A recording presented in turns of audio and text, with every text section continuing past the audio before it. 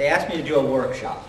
And I said, I don't want to do a workshop. I want to just talk. And I said, oh gosh, he's going to talk again. This is something I've been wanting to do because I have people come up to me occasionally and at the conventions, and they'll say, why do we have a president's breakfast? When are we going to have the members meeting someday? Why don't we have an election of officers? You know, it's like, this is not the way it is. There's a tradition. There's a tradition. This is tradition. We've done this now. This is our 39th convention. Amazing, isn't it? So the name of my title for my workshop talk is What the Heck Am I Doing and How the Heck Did I Get Here? This is crazy. After all these years, and here we are, and I see some of the same faces I saw 39 years ago. And I see some new faces. Is there anybody here who's never been to an NSA convention before? That's great.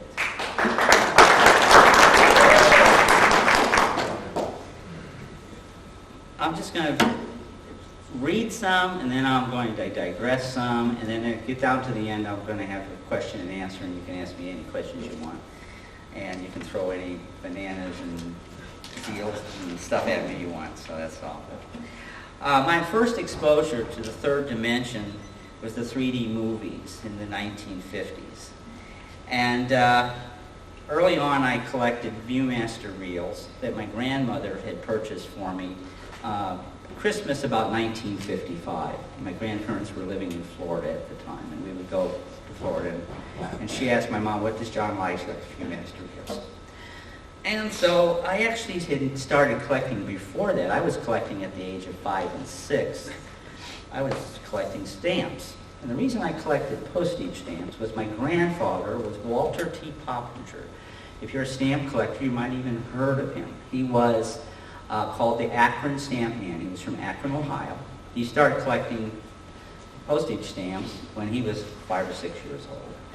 By the 1950s, he was a recognized authority, and he would go to all the major conventions, and he was exhibited, and his collection was magnificent. And but back in the 1930s, he had gained fame because he was one of the very first ones to suggest making first day covers. He and a friend of his, George Lynn, who's from Ohio. George Lynn had a printing shop, and they got to be very good friends. And George Lynn eventually founded the Lynn Stamp News, which you probably have heard of if you've heard of stamp collecting. And so I kind of grew up in a collecting family. My grandfather, I was the only one of 4 sons who really grasped the collecting urge.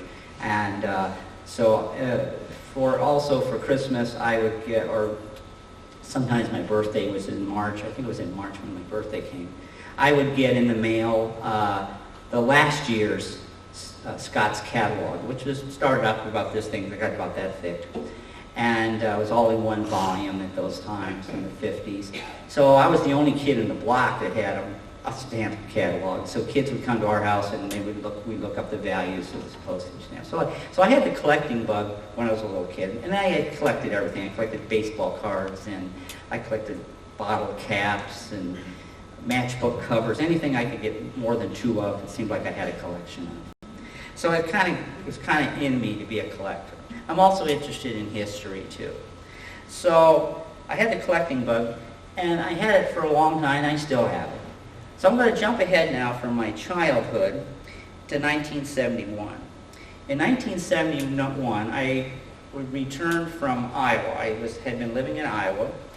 I had just come off a terrible marriage and was getting a divorce. And I came back to Columbus, Ohio, where my parents were living. At that time, my father was a store manager at Sears and Roebuck at Northland Shopping Center. He was the manager of the store. And he saw the sorry state that I was in. I actually weighed less than I do now. I looked terrible. I was a nervous wreck. Fortunately, the company I had worked for before I left Columbus hired me back. And they actually hired me back into a better job that I had when I left, to go out to Iowa. So I was a department manager in a major department store in downtown Columbus. And my father, on I think it was a Friday or Thursday or Friday, I came home. I had just gotten a letter from my attorney out in Iowa City, and it was looking pretty bleak for me. And he says, you need a hobby. And I said, oh, geez, I don't know. He says, I found this at a shop, a couple years ago, and he opens up a closet, and he pulls out a stereoscope. And he had a Sears and Roebuck set, the black and white lithographic set in the box. It said Sears and Roebuck on it. Of course, he works for Sears. And it caught his eye that they had been in some kind of a show or a shop or something. He had bought it. And he said, I never found any more of these Sears cards. He says, but they're really interesting. You should take a look at them. So I sat down and went through the whole set, and I was hooked. I said, oh my gosh. It was an oh my God moment for me. Oh my God, this is so cool. This is the neatest thing I've ever seen. I said, where do you get these things? He says, oh, they have them in antique shops. And there's going to be an antique show tomorrow. I said, well, it's Saturday. He said, you got to work on Saturday. I said, yeah. He said, but the show's going to be on until 9 o'clock at night. He says, they're showing the paper here. Why don't you go down to the antique show? It's on your way home from work. And see if they got any. Well, I went down to the show after work, and I walked in. One thing I gotta tell you about my grandfather. My grandfather gave me some advice about collecting. You always collect the best of whatever you're collecting. The best condition, the best everything. Whenever you're gonna collect anything, you collect the best of whatever it is. You buy the most expensive, the better stuff. Don't mess around with all the junk. That was his advice. I didn't always listen to him. Anyway, so with this in mind, in my mindset, I walk into this antique show. My God, here's a guy with some stereo views. He has 2 boxes. I said, oh, you have some stereo views. And he said, yeah. And I said, well, now how much are these? He said, well, this box here, these are all 10 cents each. And this box here are all 25 cents each. I said, well, why are these 25 cents each? He said, well, these are the color ones. They're worth a lot more than the black and white. I said, really? He said, oh, yeah, these are the ones you want to collect. And I said, oh, okay. So I flipped through the color ones, see? Well, of course, they're all color lithographs. And I found a couple in there I liked. And there was one that, in fact, I still have it because it was one of the first I ever bought. It shows a couple of soldiers, or a couple of cadets at West Point with flags standing there, and at the entrance to West Point. Really great view, great 3D color and everything. And I looked at it and I said, "Oh, this is phenomenal." 25 cents. I said, "Yes." I said, I looked at these other ones and they were 10 cents. I flipped through them, and some were on red mounts, and yellow mounts, and some were in kind of a brownish color. They weren't black and white. They didn't look anything like my Sears cards on those nice, crisp, white paper cards. So I'm not going to buy those. I'm going to buy the good stuff. So I bought about $2 or $3 worth of these wonderful color cards. And I go home. This is Saturday. So I get home. I show my dad these views. And he goes, oh, wow, those are really great. I'm looking at them, studying them, just excited about it. And so my mom had the newspaper. She says, there's a fellow it's in the paper here. There's a fellow just opened up an antique shop out in Hilliard, Ohio. And I said, it's this little town near Columbus. And she said, they say there's a new antique shop there. I said, maybe you might want to run out there tomorrow. It says it's open on Sunday. So went to church. After church, I told my parents, I'm going to run on out to that place in Hilliard. So I went out there. I go in, and it's an old man. He's from Philadelphia. He just opened up in the back of his house. He's opened up a shop. And he's got glassware and stuff. And I said, you have any stereo view cards? Oh, yeah, I've got some stereo view cards. So I go in the back, and he brings out a box, and I look down at these cards. Now look totally different from any of the other cards I'd seen. These mounts are a little bit thinner. They're kind of an ivory color. And there's scenes of like Philadelphia and Washington, D.C., and they really looked old. They looked really old. And then on the side of them, stamped in the side of them, it had this funny word, Langenheim. And I said, Langenheim, what the heck is that? It just said Langenheim. And on the back they had the titles of what these were. And I stood there and I looked and I said, how much are these? He says, they're 10 cents each or 12 for $1. And I said, geez, I don't know. This isn't what I'm supposed to be collecting. In my mind, I'm thinking, this is not the colored ones. These aren't maybe damn good. So I said, okay, well, I'll think about it. So I get home Sunday night. My dad said, well, did you have any of those cards? I said, yeah. He says, I said, they're just, I don't know what they were, but they didn't look like anything that I've seen so far. He says, well, were they any good? I says, well, yeah, I kind of think they're kind of neat looking, but I'm not going to collect that stuff because that's not the good stuff. That's not what the guy told me. So, next day's Monday. This all happened in 3 days. I go to work and I had an hour for lunch, and just down the street is the Columbus Public Library. I walk down to the library, it's about 2 blocks away. I go in and I look up stereo views. And here's William C. Darrah's stereo views book, the blue book, the original Darrah book. And you could check it out. It wasn't a reference book, it was just on the shelf. I checked it out, and I had to get back to work. So I go back to work and went to my office and threw it in my briefcase. Didn't even open it up. I just saw it said stereo views. I'm going to read this later. Did my job, got home that night, had dinner, opened up my briefcase. I opened up the book. I turned the page. First chapter, The Early Pioneers. And then the Langenheim brothers. I'm like, what? The Langenheim brothers? And they're holy crap. So I opened up the back. They have the value guide. They were valued, I think, $10 to $15 a piece, and I'm going, oh my God! And so I had a sleepless night that night. Monday night, I had to be at work at 9 o'clock in the morning. And I said, I can't leave those views behind. They're out there. And 5 o'clock in the morning, I'm laying in bed and said, I'm going to get up and go now. I'm going out there. I got to get up and go out there. I got to get those views. So around 6:30, I finally get in the car and I'm driving out there to this little shop.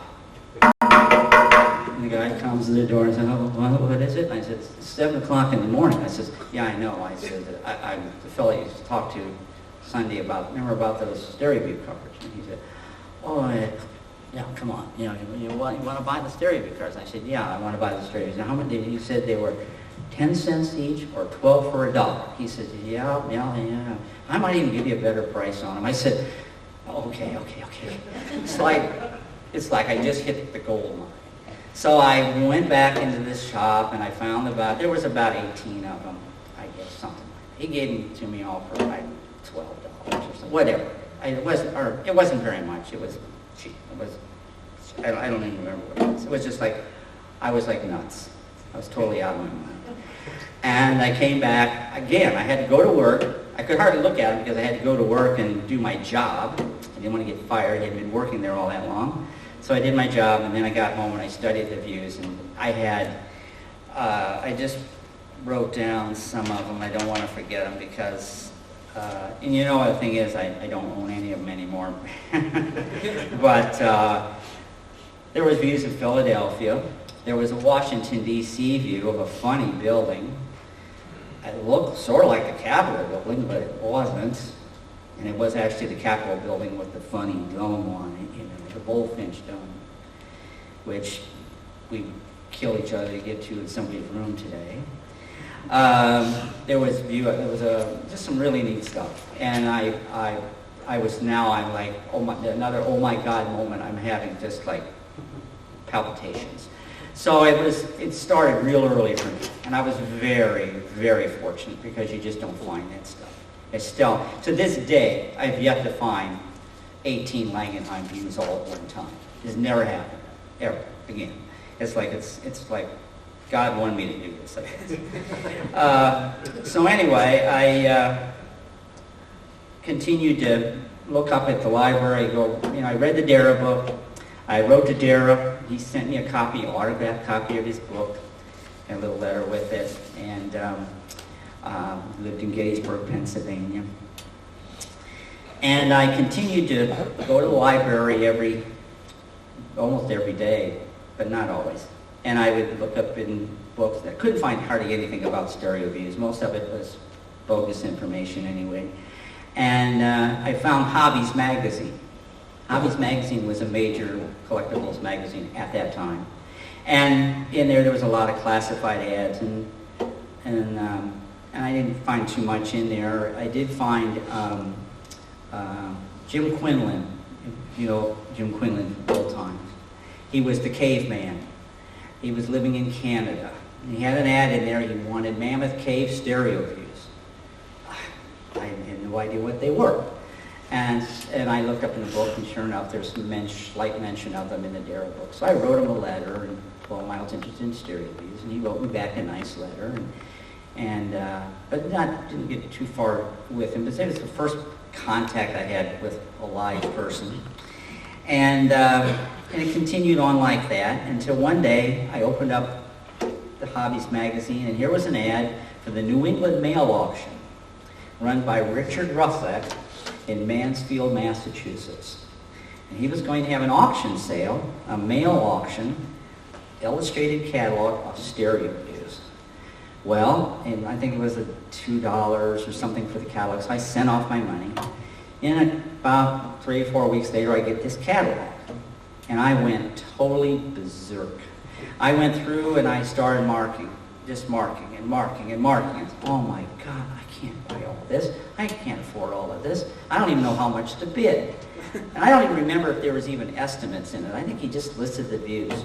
And I put in crazy bids. I put in $10 bids, and $5 bids, and $15. He had Civil War views. He had, and the one I really wanted was the view of President Grant in New Jersey, and in front of his summer home with his wife. I wanted that view, and I think I bid $20 for it. I went nuts. And I added up all my bids and came to $900. And I thought, oh my God, if I get all these, I'm going to have to get a loan. This is nuts. And I said, but I got to bid on this stuff. It's incredible. So, mailed off my mail-in bids, and the sale was going to end in a couple of weeks. And I kind of waited to see if I heard anything, and I get a telephone call. I get a call from Richard Russick, and he says, his first words were, "Who are you?"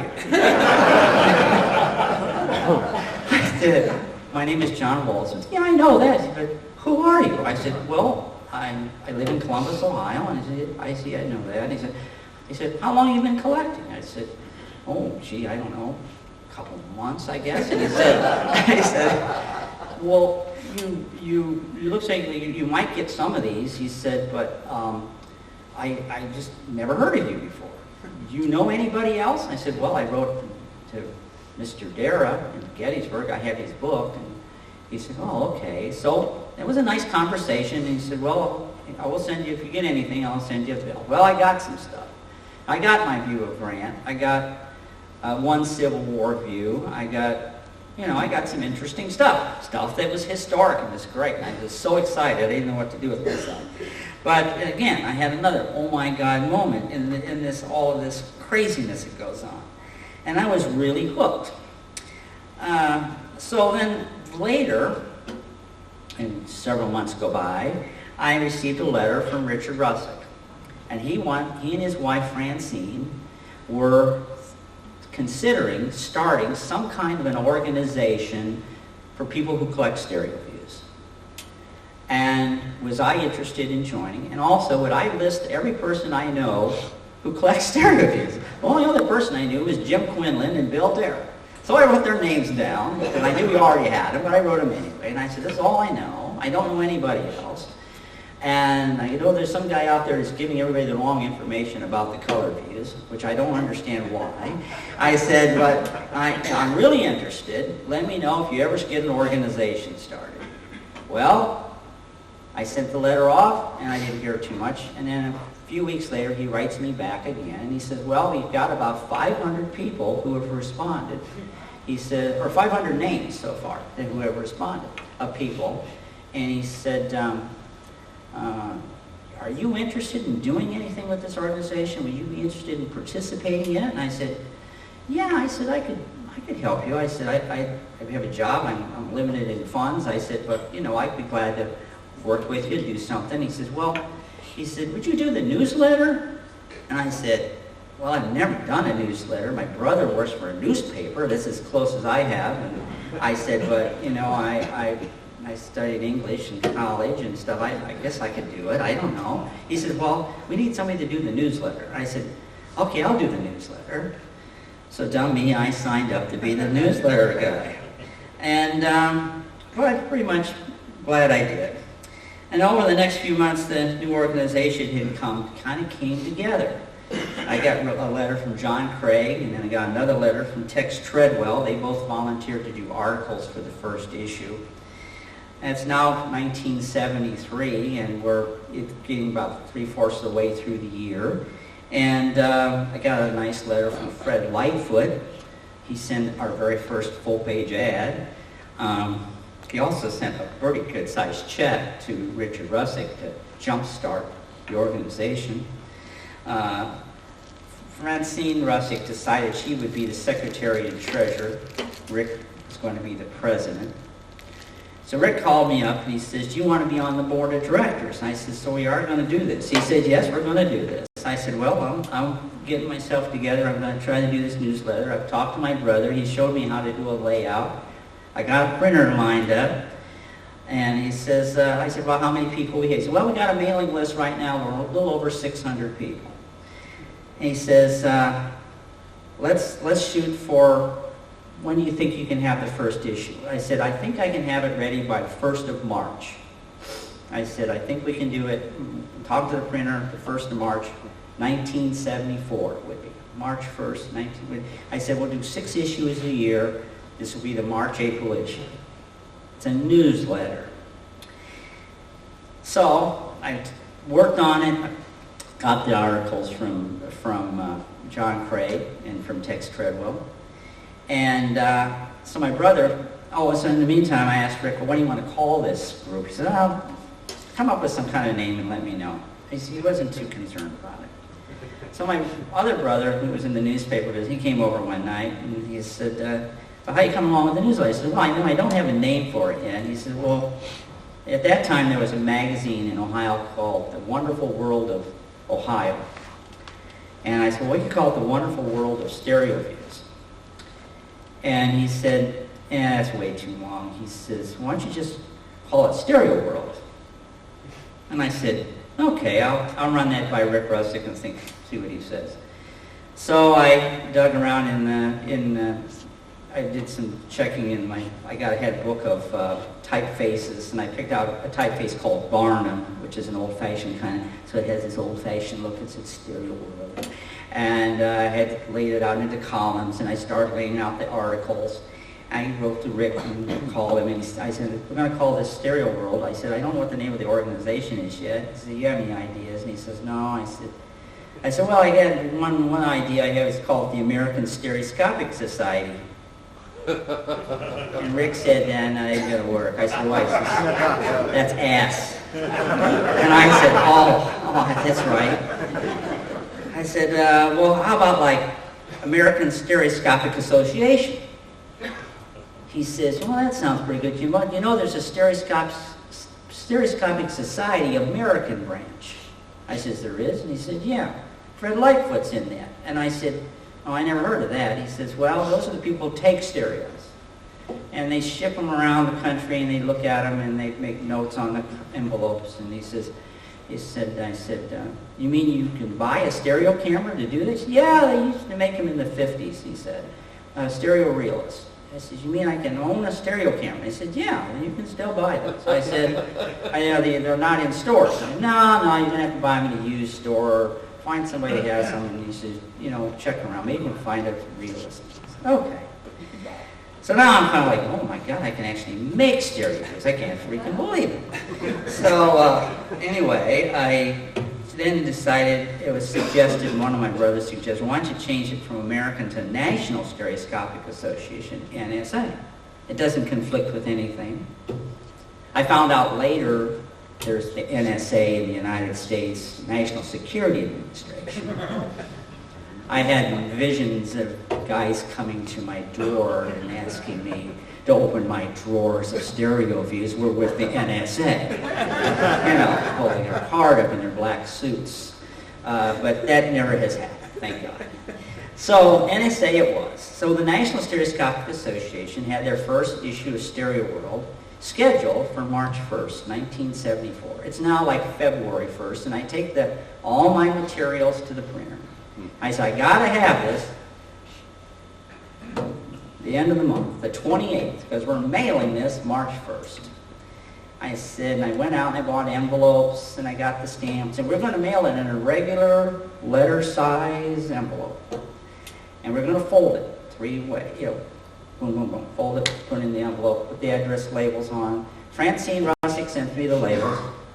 I think we had like 397 something, which was an astounding number of people all of a sudden dropped $10 to join this group. And I had the articles, everything was fine. I took it, everything was being printed. And about the 15th of January, I go by the printers, I said, well, how's it coming?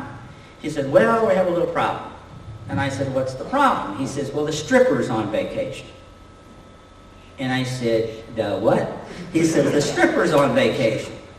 I said, what's the stripper? I'd never heard of such a thing. He said, well, in the printing business, we have these people that are called strippers, and they take care of the layout.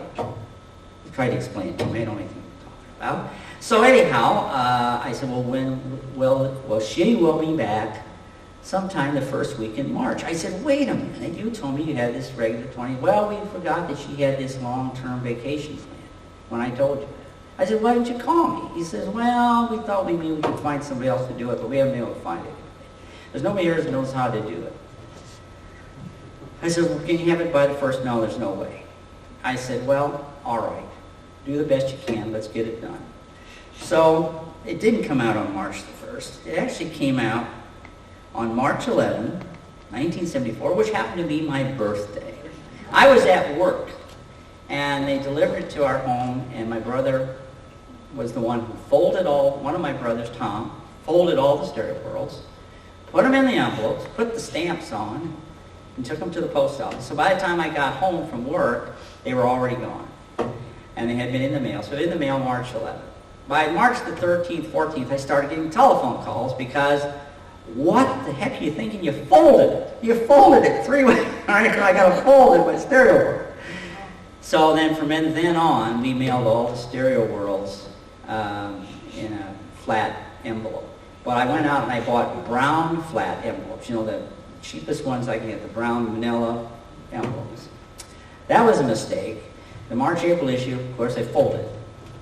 The March-April-May June issue, 1974, we have it in a nice brown envelope, address labels, stamps on there, sent it out.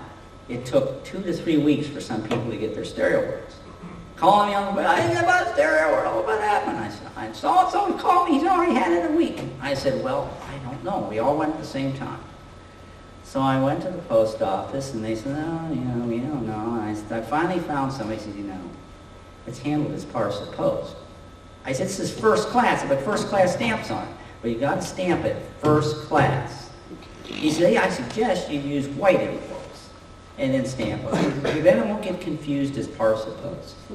So I said, all right. So then the next issue, the third issue, went out in the white envelopes, and it has been shipped in a white envelope up until just a few years ago. Now we have them in a plastic bag, which is really exciting. And so it's just, things have emerged, things have happened. So as we went along, the stereo world continued, our memberships continued to grow, and there was some talk about having some kind of a get-together. We need to get together. They write to me and say, are we going to have a get-together? Are we going to have a convention? Are we going to meet everybody? Who are these people? Most of us had never met each other. It was a very strange organization because I hadn't met anybody except it was very strange. And so anyway, I found out there was a group in Columbus called the Ohio Camera Collector Society, OCCS. So I went to an OCCS meeting, and they have a convention. They have a meeting, they have a trade show. It's not really a convention. They have a trade show the Memorial Day weekend. It's a Saturday, Sunday, Monday event. Memorial Day weekend. And it was going to be coming up, and now this is like, well, when I found out to do this, this would have been probably the 1st of April. Stereo World had just come out, and 1974. And I said, you know, I'd like to come to that. I want to get a table for the NSA. So I had a table at the NSA, and I went home and I decided to make a logo. We didn't have a logo. So I got a big sheet of white cardboard, and I had a template, and I had some different letters, and I drew an NSA, about this big, and I made the whole thing red, white, and blue. White background, red, white, and blue. That was our colors. National Stereoscopic Association. Join here. It looked like a big stereo view. It had the mouth with the dome on it and the NSA on it. And I called Rick Russick and I said, there's this photo show in Columbus. I said, it's coming up in a few weeks. It's going to be at the Southern Hotel in Columbus. So I think Francine and I can make that. We're going to come out for that. So they came out. John Craig had already been coming to this. John Craig was there. I met Marvin Kreisman. I met a lot of people who were the early members of NSA.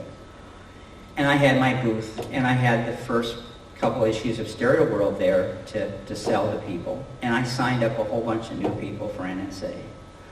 And there was a lot of interest in it. And I got to see old stereo cameras. I'd never seen an old stereo camera. I saw, an early Anthony stereo camera. People were there with, and that was back in a time when they had daguerreotype cameras for sale at the show. They had whole plate daguerreotypes. They had flat stereo views. They had stereo daguerreotypes for sale. You could buy a good stereo daguerreotype for $75 if you wanted, if you really wanted to go all the way. They had just oodles of stuff at this show. And so Rick and his wife came out to our house there, and we talked, and he said, I'd like to have a show like this for NSA. I said, well, I don't know. I said, maybe we can do a deal with these people and have it on Memorial Day weekend.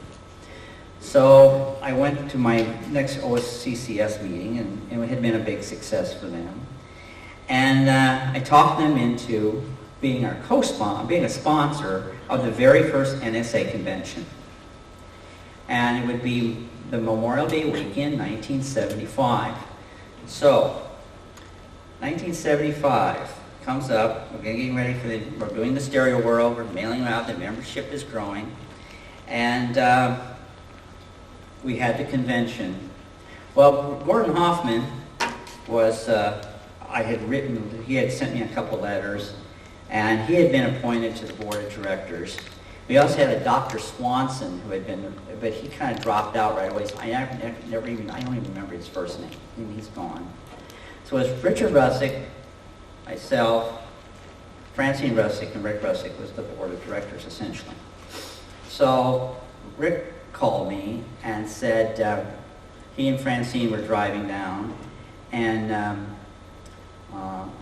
no, they flew down for the convention. And I was to pick, no, I'm getting out of sequence. They drove down, and Gordy flew down.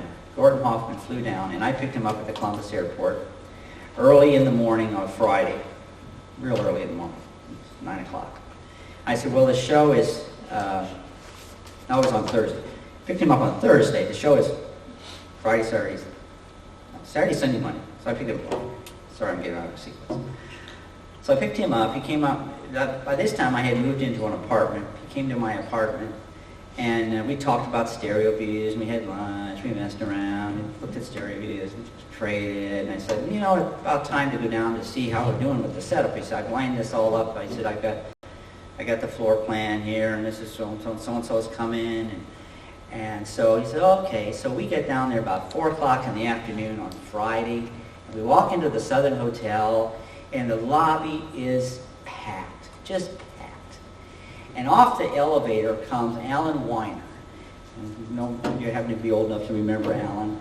Alan was a high roller from New York, and he had a huge stack of Anthony Civil War views. Now for Gordon, this was the holy grail of stereo views. He had his hands like this. And he's coming off the elevator and he says, "What's going on?" I said, "Oh, they're selling stuff in the rooms. They're upstairs selling stuff in the rooms." And I said, "They're what?" I said, "The show's tomorrow." Said, "Oh, no. They've been here since yesterday. John Craig's had a whole thing up there with Dave Wheeler. They got a whole room full of stereo views upstairs." And I went, "Really?" He says, "Yeah. Here, I've been screwing around, messing around. I don't know anything's going on." So we get on the, I didn't see Gordy for 3 more hours. I don't know where he went. Jump on the, before he even got done talking, he was gone. And so oh my God. So I get the next elevator up and I step off the 2nd floor and here's somebody in a room with stuff, somebody else in another room with stuff, and it was unbelievable. So about 9 o'clock that night, I find, she said, "I gotta go down and check if this stuff is laid out or not." I just got here and I'm running around looking upstairs. I hadn't even eaten anything. It's like craziness. So I go downstairs, all the tables are set up, and so Gordy and I, we set up the exhibit. We had an exhibit, we had people send in views, we had this nice exhibit of stereo views, and Matt Eisenberg gave our address us. We had a banquet. It was a pretty big event. And we had a heck of a lot of people come, and that went on all the way through Monday. And so that was the first NSA convention. And that's why we have room hopping. That's where it comes from. It's still here. It never has a start. It does have a finish, usually Sunday afternoon. But it goes on. If you come the Sunday before, we don't care. But all you have to do is pay for a room and you start selling in your rooms. So it's just something that happened, and how did we get there? That's how it got here. I then decided that we could have other conventions, and I looked around to see what other possibilities were. There was a Chicago photo show coming up, and I had heard about it, and a fellow named Barney Copeland ran that in Chicago. So I called Gordy. I said, "You know there's a photo show in Chicago?" He said, "Yeah, I saw that." He said, "I'm going to be going down to that." He said, Rick Russick wrote to me, he's going to fly out. We're supposed to pick him up at the O'Hare Airport. And so this was just a few weeks after our convention. Their show was usually the end of June, mid to late June, so it was only a couple weeks. So I drove up to Chicago, met Gordon at the hotel. We ran out to O'Hare Airport. It was right near where the show was. And went in, picked up Rick. And so as we're driving back to the show in Chicago, this is June 1974, there's a big flea market thing going on in a drive-in movie place, And so Rick said, let's go in there. So we pull into this drive-in movie, and so we're walking through the aisles of tables of crap, and here on one of the tables is a stack of Viewmaster packets. And I noticed that a couple of them had never been opened before. And the one on the top was Dark Shadows, which is an old TV show. I'd never seen this before.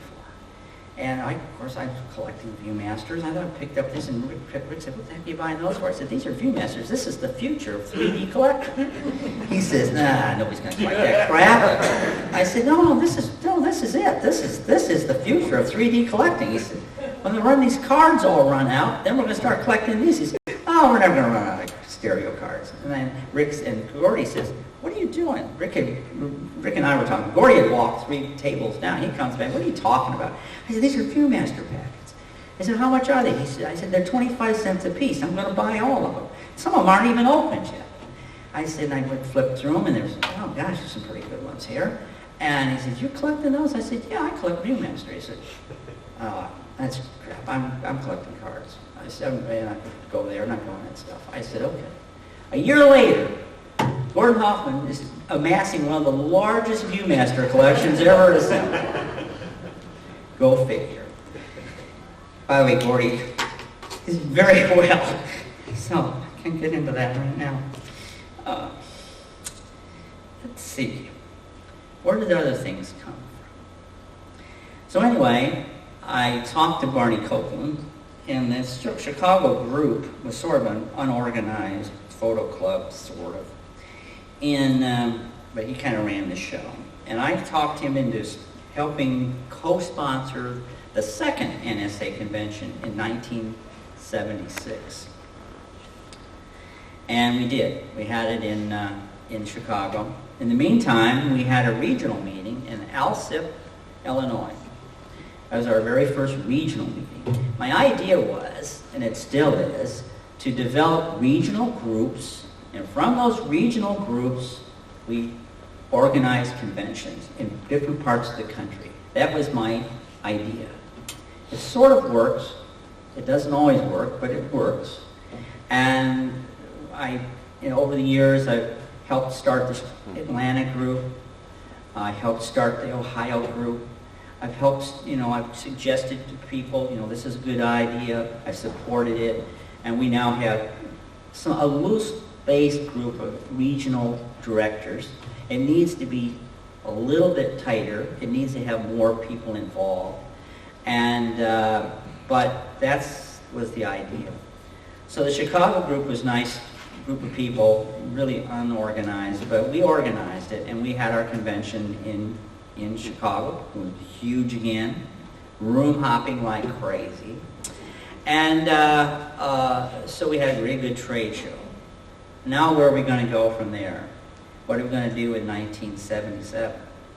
Well, I was asked in 1976. After that event, I was asked by the Ohio Historical Society if I would be willing to serve on a committee for the Ohio Photographic Historical Project. And they were going to put out a book on the history of Ohio, and they needed photographs of Ohio, and they had heard I had a number of stereo views of Ohio. Well, I didn't have that many. I had maybe 30 views. It was more than they had. And so they asked me if I would come to Columbus, if I lived in Columbus, if I'd come down to the Historical Society for a meeting of all these people from all these different places in Ohio who had been selected for this committee to work on this project. So I was sitting next to a fellow I asked him who he was. His name was Al Albacete, and Al Albacete was the director of the Canton Art Institute in Canton, Ohio. And I said, well, why are you here? He says, well, we have an interest in President McKinley. President McKinley is from Ohio. Also, the Football Hall of Fame is in Canton. And that got my interest because I have a relative who was on the Canton Bulldogs who played with Jim Thorpe. And Jim Thorpe actually rented my grandparents' home, that's my father's grandparents' home, when he lived in Akron while he was playing in Canton, Ohio. Weird. I have this connection. So anyway, so we started talking. He says, well, we're looking for photographs of McKinley. We're going to do an exhibit. We need photographs of McKinley. He said, and I had just bought from Rusty. I bought the 60-card set of Underwood of McKinley. And I had maybe, I was getting close to 80 views maybe of McKinley. And he said, well, how many McKinley views do you have? I have about 80, 90. He said, you do? I said, yeah. He said, well, our historians only have like 3. I said, well, yeah, I've got quite a few. He said, a lot of them are McKinley. I said, there's a lot more than that. I said, this is just what I've gotten so far. He said, well, could you bring those up for me to see? I said, sure. So the meeting went on, and Jim Jevin was in the meeting.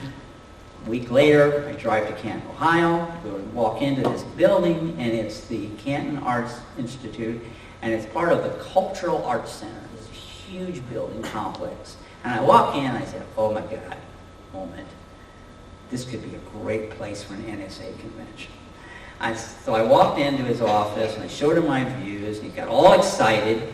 And he said, can we do these so we can project these in some way? I said, yeah, there's a way to do this. We rephotograph them. We use 2 twin projectors, vectographics, and we can project it up. And I showed him how we could do this and explained it to him. And, yeah, we can do that. We can do that. So I said, well, what's the deal here? Who owns all these? Well, this is the Art Institute, and over here is the Cultural Arts Center. He says, I'm the director of the museum here, the art museum. I said, have you ever thought maybe hosting like our convention? He said, we have a convention. It would be great for a place like this. He says, well, you know, we have a downtime. It's in first part of August, just before the Hall of Fame week. We clear everything out of the galleries. We clear everything out, and then we repaint all the walls, scrub all the floors, and we start cleaning, put everything back on. We put up new exhibits and whatever. So for a brief moment, the whole place is empty. It's all in storage. He says, we can make a deal to if you would come up and do this show about McKinley for me, I'll make a deal with you to help put the NSA Convention in this spot. And I said, we got a deal. So I had to find a place for us to stay. There was a nearby Holiday Inn, which is a dump. And there was a few other places, but it was Canton, Ohio, in the middle of freaking nowhere, Ohio. So they have an airport, sort of. And but the place is great because what they let us do, we could put the stereo view exhibit right on the walls of the art museum, okay? We could have, in the art museum area, we could put the tables up, and we had all the tables, and they had this great court, and put all these things on display, had this idea how this was going to work. And I hired a caterer to come in and provide food for us. It was going to be super. So we had this, and the next convention was in Canton, Ohio, and boy, did we get people show up. Now we've got a lot of people showing up. And there was a few problems with it. The caterer was worthless. She didn't understand that we needed food. And so, after we were driving home, my mother, who was now becoming more and more active in this, she's helping me, and my dad's helping me. They want to help me and help my table with the show and all this stuff. And my mom says, you know, we can do this food thing. See, I'll get some of the other ladies in the NSA, we're going to do the food thing. Well, Gene Wally helped. Other people helped. So next year, we did it again in Canton. And that time you had food? And we had food, and we had really good food. And we had the Café de Guerre. We had Café de Guerre with checkered tablecloths. It was like a French cafe. And we had the Frederick Langenheim peanut butter jelly sandwich. We had the Edward Muybridge ham sandwich. It was phenomenal. We had a menu and everything. And we had food. My mom discovered they actually had a kitchen in the back, and we used their kitchen. All worked out perfect. We did that. How many years? I don't know. 4 years? 5 years? We did 5 years at Canton. It seemed like it went on forever. 1981 was the last Canton. 1981 is a milestone for me because the company that I worked for went out of business. And it just went out of business on April 1st, April Fool's Day. And in 1981, and the NSA is coming up in August, you know, and I just was out without a job, without anything. And I called Rick Russick and I said, I can't do this anymore. I can't be doing this anymore. And so we ended up changing over the stereo world to other people. Eventually ended up with John Dennis, who does a magnificent job. And it needed a more professional touch anyway. It was getting beyond my abilities. I wasn't a trained publishing person at all, but I muddled through the best I could. And so John does a great job, and it's a phenomenal magazine. So that was the last Canton, 1981. And we had room hopping. In one of those times, we had the great sell-off from the Library of Congress there. That was one of those great moments. The Rogan Dewey and what's the other fellow from Ruskin? Huh? Jim Wright. Jim Wright and Rogan came out. Garrett Rogan came out from Missouri. They had, I think the story goes, they had found a phenomenal St. Louis daguerreotype, and they traded the Library of Congress for duplicate Library of Congress Civil War and Western Wheeler Survey views, and they had stacks of them. And it was the feeding frenzy at the hotel before the convention of that stuff. That was the room hopping bands, all room hopping. And that was, I think, toward the end of this Canton time. Also, the Canton deal was getting a little thin. We had sort of almost run out of space. We had so many tables now, we were really getting tight. And so we decided to move the conventions out of there, and then we started moving it around the country again. And we went to Washington, D.C., and we went on to other places. Did you have a stereo theater in those conventions? Or The not? stereo, yes. In Canton, Ohio, we did projection programs. We did the side-by-side stereo projectors with the scotch taped on, we had side-by-side, scotch taped on filters on the lenses. It was pretty crude, but it worked. And we had a pretty big screen. Paul Wing was there with his TDC, and you know, his birds. He did the birds. We showed the White House exhibit of the birds singing the Hallelujah chorus from England. We had a stereo theater, and we had an auction. We had a huge auction. We also had on Sunday mornings at all of those conventions, we had a members meeting. We had a members meeting on Sunday morning, and so that became sort of a tradition, which is so supposed to still be happening. And so yeah, we did that, and that was the very beginning. At that time, 80% of the membership was still collectors, so we didn't have that many photographers in the group. Somewhere in that period, and this is about the time that the Stereoscopic Society came in, I think it was right around 1980, it might have been earlier than that. Fred Lightfoot called me on the phone, and he says, the Stereoscopic Society American branch only has 2 members left. And one of the folios, I think, is in California, and there's another folio that I have, and I'm not going to mail it on because the person I'm supposed to mail it on I know died. And he said, there's only 2 members left in the Stereoscopic Society. What should we do? And I said, well, the NSA should jumpstart the Stereoscopic Society and make it a part of NSA. I think the board of directors will do it. They did. And the Stereoscopic Society became American branch, became a part of NSA. And we also joined ISU right along in that, later on when ISU was starting, we joined the ISU. So we became affiliated with ISU, and we were taking over the Stereoscopic Society. And as part of the deal, Stereoscopic Society, we gave them a page or 2 in Stereo World for a Stereoscopic Society report. They can put anything in there they want.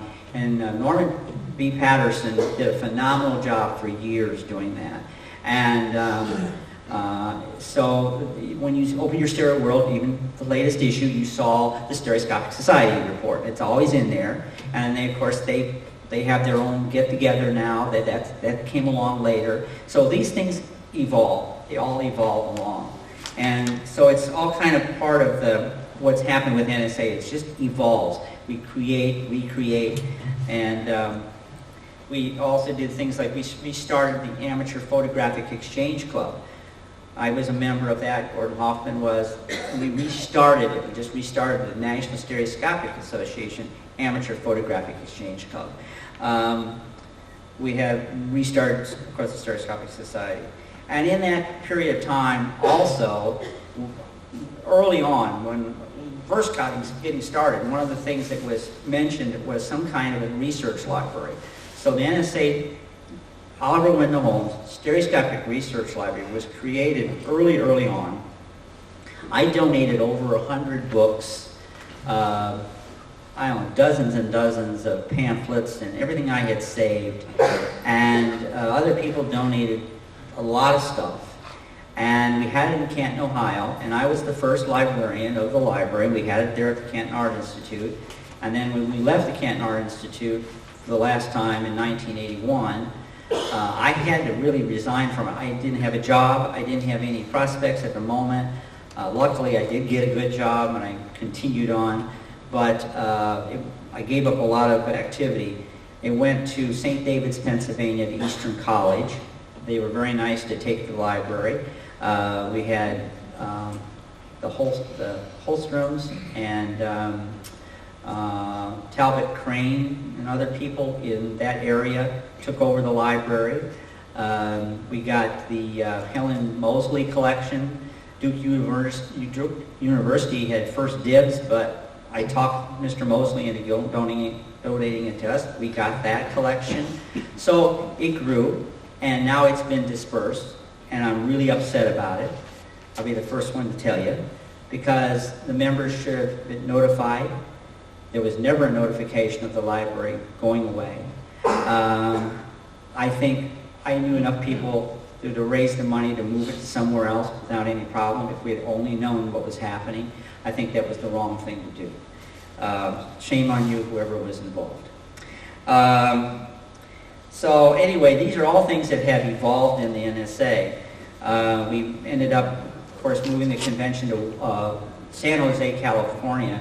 The people from California were not real happy that they had to come to one person called the Cowtown, Ohio, Canton, Ohio, every year. And so I said, well, would you take on California, take on the convention? And they did. They did a good job. We had the convention in San Jose in 1982. We went to Washington, D.C. in 1983. That was when it was so hot that the tar in the parking lot was so thick, and we sank into it and had our tracks left forever in the tracks of the pavement. We actually had the parking lot sale because we couldn't get into our rooms because part of the rooms had fallen down because the airport the hotel was built at the end of one of the runways. So I remember being in Rusty Norton's room, and when the planes went over, we just had to hold on to our boxes of views like this, and then the plane would take off, and then we'd go back to looking at views again. So that was a great place, and it was a great convention.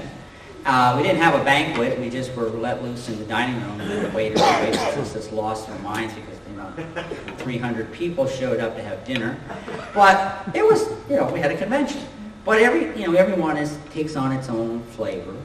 And so we went to Manchester, New Hampshire in 1984. That was a lot of fun. And we've been all over the country. Somebody asked me, why do we have a president's breakfast? Why do we have a president's breakfast? This is why. 1988. We had our convention in Cincinnati, Ohio. We had it in the convention center, and right across the street was the Netherland Hotel with a skywalk that took you right over to the show. And all the way around the top layer of this beautiful convention center, there's dozens of food court, dozens of food places, anything from donuts to steak. They had everything. All the way around, then they had a food court. I said, well, this takes care of the food situation for us.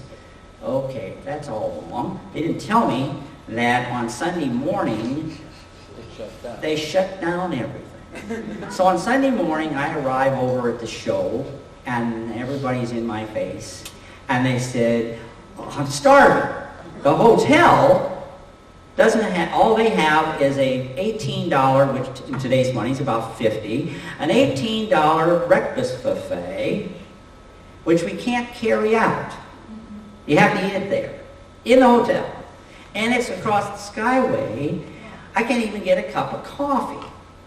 I went, oh my God, this is awful. Well, I went down into the show area. We had this huge show going on, and talked to several people. And I said, well, I don't know. So I went over back to the hotel, and I said, we have a situation here. I need some food. And they said, well, we can't help you.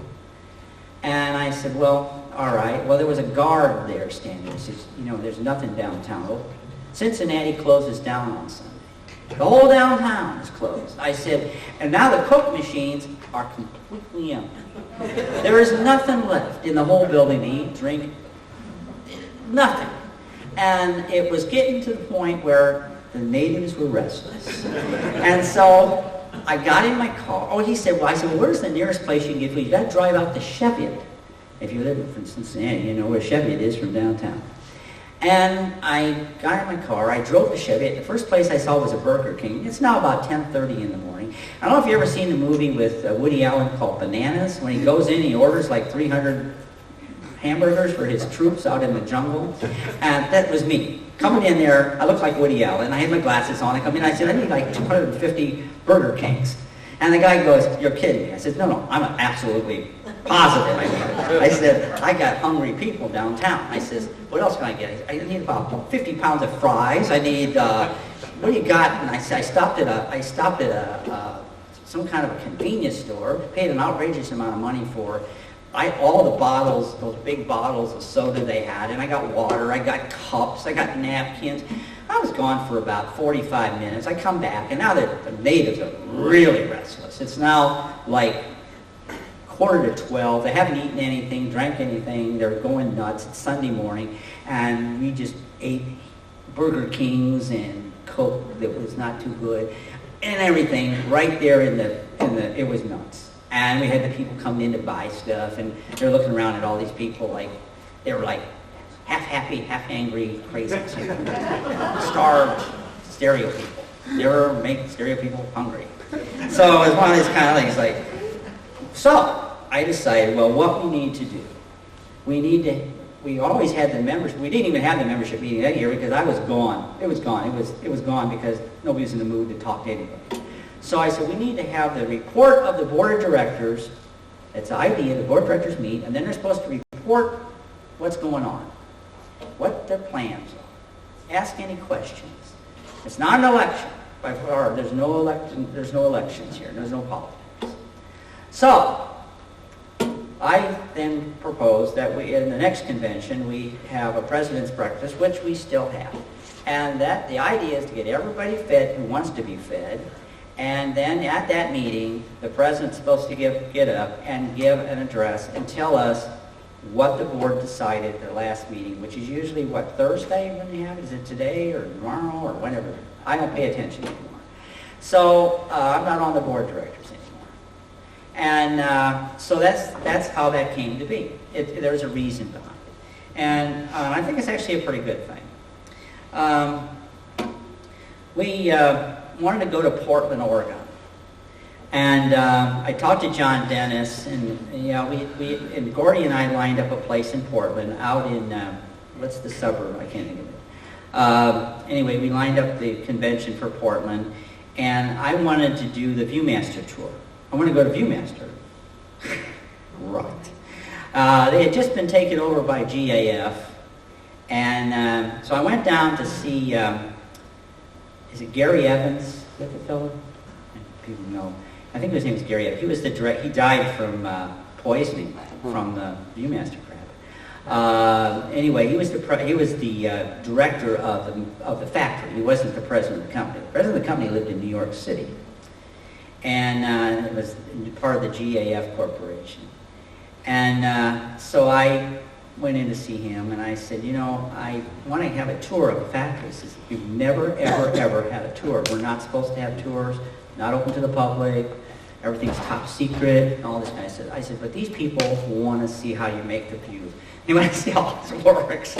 He said, no way, no way. He said, there's no way they'll allow this. They've never had it. I said, okay. So I get home, and I called the president of the company. You never call the vice president, you never call some lackey, you call the president. I got him on the phone. He's surprised I found him. And he says, I said, I'm John Waldsmith. I'm with the National Stereoscopic Association, and our convention of stereoscopic people, of which a large portion are Viewmaster people, would like to have a tour of the factory. Is there any way we can arrange this? He said, well, I think we can arrange that. I said, all right, would you call Mr. Davis and tell him to make the arrangements? Would that be possible? And tell him that you were talking to me. Would that be possible? He said, certainly, Mr. Waldsmith. I'll be glad to call him. 2 days later, I get a telephone call from Gary Briggs. He says, how the hell did you do that? I said, well, you got to talk to the president and be nice. I said, he understood what we want. We're not going to have him steal any of their trade secrets. We just want to see the factory. And that tour was phenomenal. If you went, who went on the Viewmaster factory tour? It was phenomenal. We had lined up I think, 3 buses, and we took people all day long. We started out, I don't know, 9 o'clock in the morning, I guess it was, and the last group was supposed to go like at 4, and the tour was supposed to last an hour. And the idea was, you're supposed to go out on the bus, and then after your tour, you get back on the bus, and you come back, and we turn that bus into the next load, and we then take the next load, and then we take the next load. Well, the problem was, nobody came back. So now we have all these people out in Beaverton with no buses. And I was thinking, uh-oh, I'm in trouble. So I'm on the last bus out because I figured I'm arranging to get the next group on the buses. We took, I don't know, loads of people out there. It was unbelievable. It was unbelievable. But we did it. We got everybody back. We got everybody back that night. Somehow, about 9 o'clock, we got the last person. We got, oh yeah, we had people, we had to go find people. They were wandering around in there. It was great. It was great. But we did it. Just a personal story too. Out at the very first Portland convention, I flew out for that convention. That was the first Portland. And that show was just unbelievable. There was just so many stereo views. Dave Wheeler bought a collection out of the trunk of somebody's car, and he brought it in, and he sold it before he got it to his table. Then it went to somebody else. It got split out. I bought so many stereo views at that show that, and I had flown, I only had 1 suitcase. I threw away my underwear and my shirts in order to make enough room for the stereo views in my suitcase. And that was just barely got them all in there. That was unbelievable. Portland was unbelievable. It was an interesting show and it was tremendous fun. And the people that put it on did an unbelievable job. It was just unbelievable. So that's a little bit about how we evolved. I want to hear any questions of anything. Is there any questions you have that I didn't cover anything? Or I'm running a little long, but if you're all done.